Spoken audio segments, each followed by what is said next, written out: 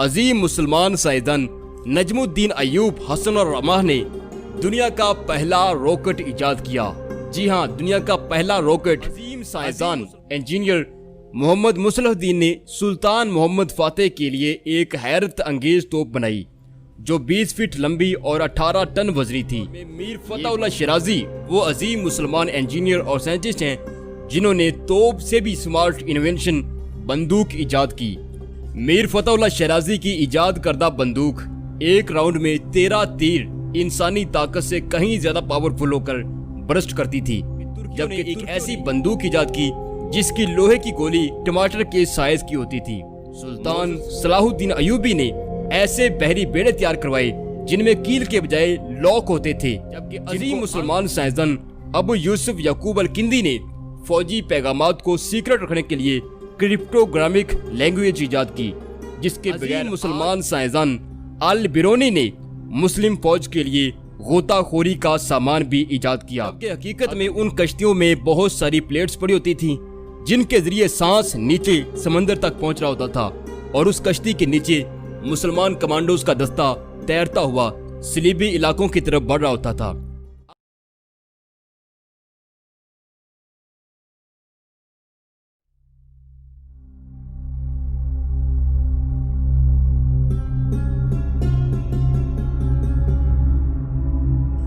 مسلمانوں کی سائنسی تاریخ کے گمشدہ صفحات کے ساتھ ٹاپ آف ٹائم سیریز کے 12ویں چیپٹر میں آپ کو خوش آمدید۔ میں ہوں عمران ادیب اور آپ دیکھ رہے ہیں اپنا favourite YouTube channel Expose world.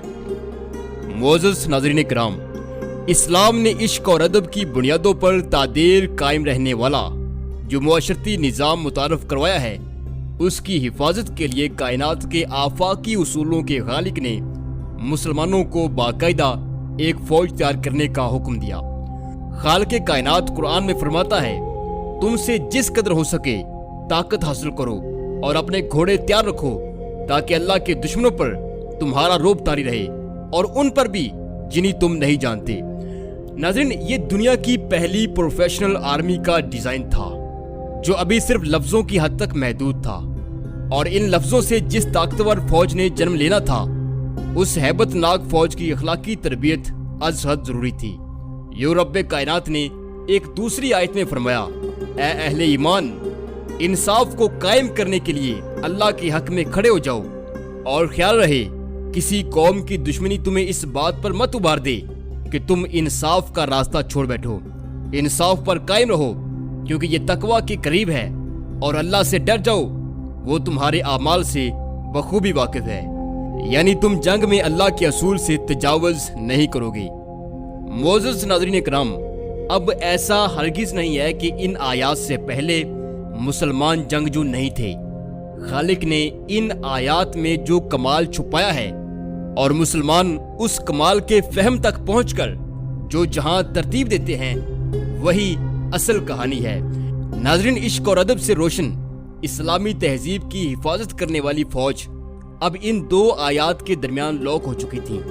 اسلامی تہذیب بدر کے میدان سے ہوتی ہوئی تبوک و یرموک سے گزرتی اور کیسر و کسرا کو روندتی صلیبی جنگوں تک آن پہنچی تھی، اور اب مسلمان کا محاذ صرف ایک دو حکومتوں کے ذات نہیں بلکہ بیک وقت پوری دنیا کے سامنے کھل چکا تھا۔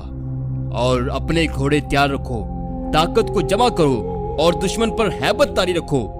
قرآن کی اس آیت کو جس فہم میں قرون اولیٰ کے مسلمانوں نے سمجھا اور جس طرح کا ملٹری ڈسپلن ایجاد کیا اور انوینشنز کی، اس سے آپ بخوبی اندازہ لگا سکیں گے کہ اللہ کے رسول صلی اللہ علیہ وآلہ وسلم نے انسانوں کی کس قدر ذہین و فطین گلیکسی کو متعارف کروایا تھا۔ معزز خدن حضرات، مسلمانوں نے سب سے پہلے ملٹری مائنڈ سیٹ کو سمجھنا شروع کیا کہ ایک شخص گھر سے تلوار لے کر آتا ہے، ایک تلوار غلام کی ہے اور ایک تلوار ایک ایسے جنگجو کی ہے جو ہر وقت ایک با مقصد محاذ کے لیے تیار رہتا ہے۔ تینوں میں سب سے زیادہ بہتر مائنڈ سیٹ کس کا ہوگا؟ میدان میں بہتر پرفارم کون کرے گا؟ قرون اولیٰ کے مسلمان اس بات کا بھی بخوبی اندازہ لگا چکے تھے کہ دشمن پر ہیبت تب ہی طاری ہو سکتی ہے جب آپ کی ضرب میں جدت کے رنگ اور آپ کی صلاحیتوں کے سائے واضح ہوں۔ یوں معزز خاتون حضرات، مسلمانوں نے جو ملٹری سٹرکچر متعارف کروایا اس کے بغیر آج دنیا کے کسی بھی ملک میں امن کا قائم رہنا ممکن نہیں ہے۔ معزز خواتین حضرات، حضرت امیر معاویہ رضی اللہ تعالیٰ عنہ نے دنیا کا پہلا باقاعدہ فوجی ادارہ قائم کیا اور باقاعدہ چھاونیاں قائم کی۔ فوج کے اندر ریسرچ اینڈ ڈیولپمنٹ کے کئی طرح کے ادارے بنوائے۔ اس دور کے حساب سے تیز ترین ڈاک سسٹم قائم کیا، فوجی ڈسپلن واضح کیے اور مسلمان فوج کی باقاعدہ تنخواہ مقرر کی۔ مسلمانوں نے باقاعدہ فوجی ادارہ قائم کر کے خود کو دنیا کی ہر بڑی چٹان سے ٹکرانے کے لیے جسمانی، روحانی اور ذہانت کے اعتبار سے مکمل طور پر مستحکم کر لیا۔ اب سمجھنے کی چیز یہ ہے کہ اسلامی فوج اور اس سے پہلے اسکندر یونانی اور یورپی فوج میں پہلا فرق کیا پیدا ہوا۔ اب دیکھیے، اسلام سے پہلے فوج میں مائنڈ سیٹ نام کی کوئی چیز نہیں ہوتی تھی۔ فوج غلاموں کی ہوتی تھی یا گھروں سے آئے لوگوں کی۔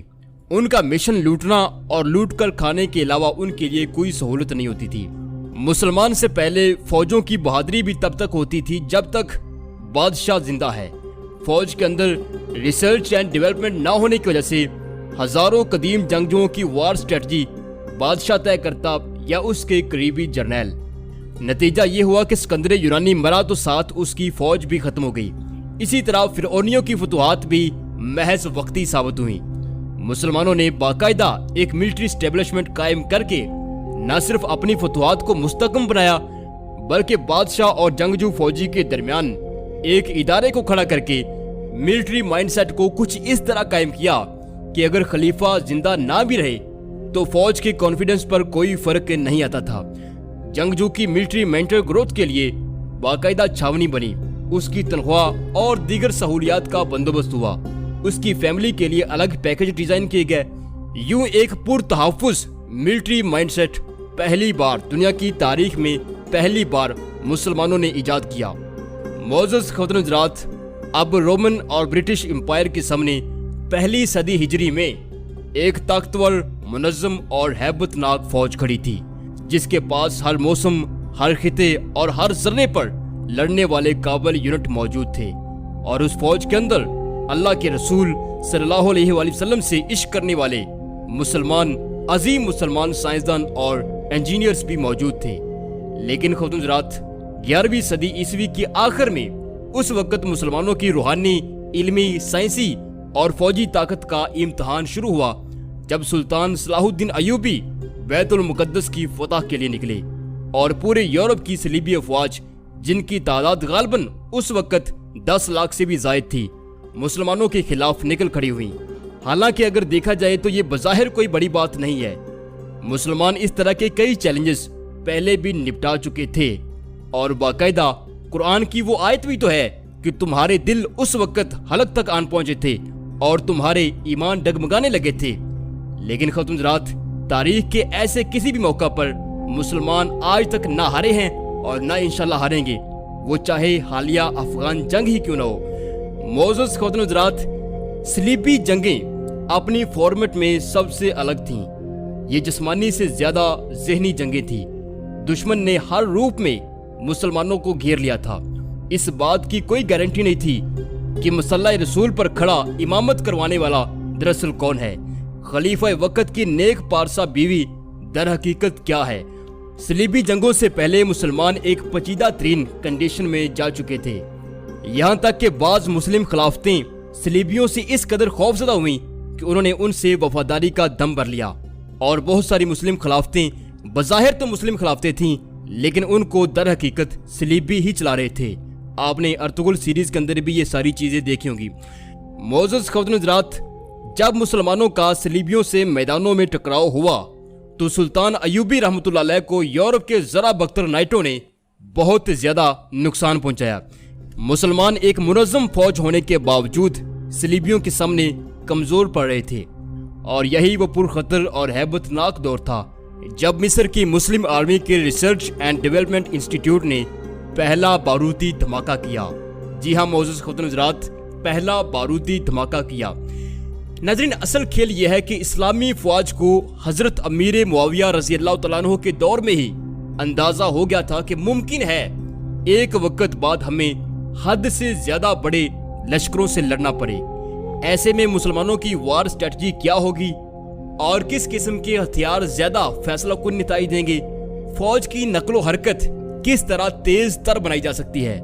मोअज़्ज़ज़ ख़वातीन हज़रात, ये सारी बहसें, ये सारे मौज़ूआत हजरत अमीर मुआविया रज़ी अल्लाह तआला अन्हु के दौर में ज़ेरे बहस आ चुके थे। नाज़रीन, 11वीं सदी ईस्वी तक मिस्र के मुसलमान चीन से कोयला, शोरा और गंधक, जबकि ईरान के कुदरती घड़ों से सियाल मादा, जिसे उस वक्त नफूजिया कहा जाता था और आज उसमें से पेट्रोल, डीजल और गैस निकाली जाती है। 11वीं सदी ईस्वी में नफूजिया पर पहली बार साइंटिफिक तजुर्बात का आगाज हुआ। नाज़रीन, सलीबी जंगों से कुछ ही अरसा पहले अजीम मुसलमान साइंसदान अब्दुल्ला इब्ने बैतार ने मिस्र में पहला बारूदी धमाका किया। उन्होंने अपनी किताब जामिअल मुफर्रदात अल अदवियात वल अग़ज़िया में बारूद बनाने का पूरा फार्मूला दर्ज किया है।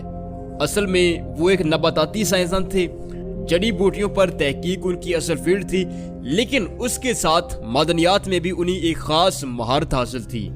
मोअज़्ज़ज़ ख़वातीन हज़रात, बारूद चीज को किस तरह थ्रस्ट एंड थ्रेट करता है, इस पर इब्ने बैतार ने मुकम्मल बाब बांधा।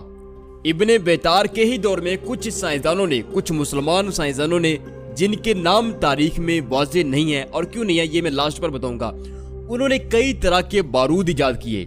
मसलन आवाज पैदा करने वाला बारूद, धुआं पैदा करने वाला बारूद, गीली लकड़ियां तक जला देने वाला बारूद। मोअज़्ज़ज़ ख़वातीन हज़रात, मुस्लिम आर्मी के रिसर्च एंड डेवलपमेंट इंस्टीट्यूट में अल्लाह के दुश्मनों पर खौफनाक रोब तारी करने का साइंसी खेल शुरू हो चुका था। रॉबर्ट ब्रीफाल्ट अपनी किताब मेकिंग ऑफ ह्यूमैनिटी में लिखते हैं कि अरब मुसलमानों ने 3 चीजें इजाद करके दुनिया में एक अजीबोगरीब इनकलाब की बुनियाद रखी। पहला कंपास, दूसरा बारूद जिसने स्लिपी नाइटों की बादशाहत को धुएं में उड़ा डाला, और तीसरी इजाद थी उनकी कागज। नाज़रीन, 11वीं सदी ईस्वी के आखिर में बेशतर मुस्लिम हुकूमतें मुलूकियत की वजह से कमजोर हो चुकी थीं। उनमें अयाशी का दौर दौरा था, आपस में फसादात उरूज पकड़ने लगे, जिसका फायदा उठाते हुए सलीबी सरगर्मियों ने सर उभारा और सलीबी अफवाज ने मुस्लिम रियासतों को घेरना शुरू कर दिया। और अब सलीबियों के सद्देबाब के लिए 11वीं सदी के आखिर में सुल्तान सलाहुद्दीन अयूबी मैदान कारजार में उतरे। उन्होंने बहुत जल्द भांप लिया कि अगरचे मुसलमानों की तादाद काफरों के मुकाबले काफी ज्यादा है, लेकिन इसके बावजूद इस्लाम की इज्जत और आबरू के लिए कट मरने वालों की तादाद सलीबियों के मुकाबले में खतरनाक हद तक कम है। हालात यहाँ तक पहुँच गए कि सलीबी बादशाह रोनाल्ड खुल्लम खुला हुजूर नबी करीम सल्लल्लाहु अलैहि वसल्लम की गुस्ताखियां करता और सुल्तान सलाहुद्दीन अयूबी रहमतुल्लाह अलैह सारी रात गम और गुस्से में काटते। आखिर सुल्तान सलाहुद्दीन अयूबी ने सलीबियों को इबरतनाक शिकस्त देने के लिए गैर रवायती तरीके जंग अपनाने का फैसला किया। जब यूरोप में मुसलमानों को काटने के लिए हजारों तलवारें बन रही थीं, ऐन उसी वक्त सुल्तान सलाहुद्दीन अयूबी ने एक कदम आगे निकलकर मिस्र में दरियाए नील के किनारे फुस्तात के इलाके में दुनिया की पहली बारूदी फैक्ट्री लगवाई, जिसमें मुस्लिम साइंटिस्ट बारूद में हिद्दत और शिद्दत पैदा करते, फिर उसकी दूर सहराई इलाकों में आजमाइश करते। बारूद को रिलीज करने के लिए सुल्तान अयूबी ने रूमियों की इजाद मंजीक को चुना, जिसको पहले से ज्यादा जदीद बनाया और उसमें तेजी से मूव करने की सलाहियत पैदा की। मोअज़्ज़ज़ नाज़रीन किराम, तारीख बड़ी दिलचस्प है। जब यूरोप में खौफ की पहचान कहलवाने वाले जरा बख्तर सलीबी नाइट कमांडोस अपनी प्रैक्टिस के आखिरी मराहिल में थे, तो दूसरी तरफ मिस्र के फुस्तात एरिया में बारूद की कई इकसाम को महारत से रिलीज करने वाले नफातूनी नामी मुसलमान कमांडोज सलीबियों के मुकाबले के लिए बिल्कुल तैयार हो चुके थे। अब 1186 में गुस्ताखी रसूल रोनाल्ड ने हालात का एनालिसिस किया तो उसे मालूम हुआ कि बेशतर मुस्लिम खिलाफतें गैर तोहमीयत से बेगाना हो चुकी हैं। लिहाजा उसने 30,000 सलीबी जंगजुओं के साथ मदीना मुनव्वरा पर हमले के लिए पेशकदमी की। नाज़रीन, यही वो वक्त था जब सुल्तान सलाहुद्दीन अयूबी रहमतुल्लाह अलैह ने 4000 नफातूनी कमांडोज के साथ हित्तीन नामी इलाके में रोनाल्ड को घेर लिया। ये दुनिया का पहला बारूदी मार्का था जिसमें सुल्तान अयूबी ने सलीबियों पर आग की चादरें, बारूद के संदूक और हांडियां फेंकवाई। सलीबी नाइटों के मुकाबले नफातूनी कमांडोज ने 30,000 सलीबियों को तलवार निकालने से पहले ही बारूद में दबा दिया। तारीख बताती है कि वहां बाद में कई साल तक हित्तीन नामी इलाके में सब्जा तक नहीं उग सका। नाज़रीन, इस सारे मंजरनामे में सुल्तान अयूबी एक बिखरे हुए शेर की मानिंद थे। रोनाल्ड इस कदर हवास बाख्ता हुआ कि फरार के चक्कर में खुद ही सुल्तान अयूबी के हत्थे चढ़ गया। सुल्तान ने उसकी गर्दन को जकड़ते हुए तारीखी जुमला कहा, रोनाल्ड, तुम्हें किसी ने बताया नहीं कि मदीने के रास्ते में अयूबी का घर भी पड़ता है। तू पूरी मुस्लिम दुनिया शहीद कर देता और मुझसे माफी की भीख मांगता तो मैं तुम्हें माफ कर देता, लेकिन तुमने अल्लाह के रसूल सल्लल्लाहु अलैहि वसल्लम की गुस्ताखी की है और ये नाकाबिले मुआफी गुनाह है। सुल्तान ने ये कहकर नारा तकबीर कहा और उसकी गर्दन उड़ा दी। मोअज़्ज़ज़ नाज़रीन किराम, सुल्तान सलाहुद्दीन अयूबी ने सलीबी जंगों में इस कदर बारूद इस्तेमाल किया कि मुसलमान कलील फौजें एक बड़े रोब के साथ सलीबियों के दिल में बैठ गईं। सुल्तान अयूबी के दौर में मुस्लिम मिलिट्री एस्टेब्लिशमेंट पहले से कहीं ज्यादा ताकतवर हुई और उन्हें तहकीक और तजुर्बात के लिए वसी तर वसाइल मुहैया किए गए, जिसका आगे चलकर नतीजा ये निकला कि 1280 ईस्वी में अजीम मुसलमान साइंसदान नजमुद्दीन अयूब हसन और रमाह ने दुनिया का पहला रॉकेट इजाद किया। जी हाँ, दुनिया का पहला रॉकेट। अजीम मुसलमान साइंसदान हसन और रमाह ने बारूद की थ्रस्ट और थ्रेट दोनों डायमेंशंस को बखूबी समझा और 3 तरह के रॉकेट इजाद किए। पहला रॉकेट था असोहम। ये एक हल्की लंबी नाली होती थी जिसके दोनों तरफ पर ऐड किए गए थे और पीछे की तरफ 2 नालियां निकली होती थी जिनमें फतीला और नफूज बतौर थ्रस्ट पावर काम करता था। ये रॉकेट निहायत तेजी से 3 मिनट के लिए परवाज भरता और 3 मिनट बाद ये जमीन पर गिरकर ब्लास्ट हो जाता। अच्छा, टॉप ऑफ टाइम सीरीज पर काम करते हुए मुझे बहुत बार किसी तजुर्बाकार एनिमेटर की जरूरत महसूस होती है, क्योंकि बहुत सारी चीजें ऐसी होती हैं जो हमें एनिमेट करके बताना पड़ती हैं कि वो चीज इस तरह मुसलमानों ने डिजाइन की थी। अगर आप में से कोई ऐसा दोस्त है तो प्लीज वो मुझे नीचे कमेंट जरूर करें। अच्छा जी, हसन और रमा ने दूसरा रॉकेट अल फताश इजाद किया। ये बारूदी कपड़े की पतंग होती थी जिसे दुश्मन के करीब उड़ाकर छोड़ दिया जाता और ये जहां गिरती वहां शदीद आग पैदा करती। उनकी यानी हसन और रमाह की तीसरी अहम तरीन इजाद तारपेडो रॉकेट थी। ये रॉकेट पानी के ऊपर तैरता हुआ दुश्मन के जहाजों तक पहुंचता और उनसे टकराता और उन्हें आग के सुपुर्द कर देता। मोअज़्ज़ज़ ख़वातीन हज़रात, आज हसन और रमाह को अजीम मुसलमान साइंसदान हसन और रमाह को दुनिया से गए 800 साल गुजर चुके हैं, लेकिन दुनिया भर की स्पेस एजेंसीज और मिलिट्री एस्टेब्लिशमेंट अपने खलाई और अस्करी मकासद के लिए उनकी बुनियादी टेक्निक्स को जदीद अंदाज में इस्तेमाल करती है और वो इस टेक्नोलॉजी के फाउंडिंग फादर थे। लेकिन बदकिस्मती ये है कि कुरूने उला के मुसलमान हसन और रमाह की इस टेक्नोलॉजी से ज्यादा फायदा नहीं उठा सके, क्योंकि हसन और रमाह के रॉकेट भारी बारूदी मवाद नहीं ले जा सकते थे। इसके अलावा वो आग लेते वक्त बसा औकात फट जाते थे, यानी उनका यूज मुकम्मल तौर पर उस वक्त रिस्की था, जिसकी वजह से जंग में उन्हें बहुत कम इस्तेमाल किया गया है। अलबत्ता जिस्म पर बारूद के असरात को जायल करने के लिए हसन और रमाह ने बेहतरीन दवाएं इजाद की और उन्हीं के हम मनसब साथियों ने ऐसा लिबास इजाद किया जो टेम्परेचर की शिद्दत को जिस्म तक पहुंचने से रोकता था। मोअज़्ज़ज़ ख़वातीन हज़रात, मुसलमानों की अगली अहम तरीन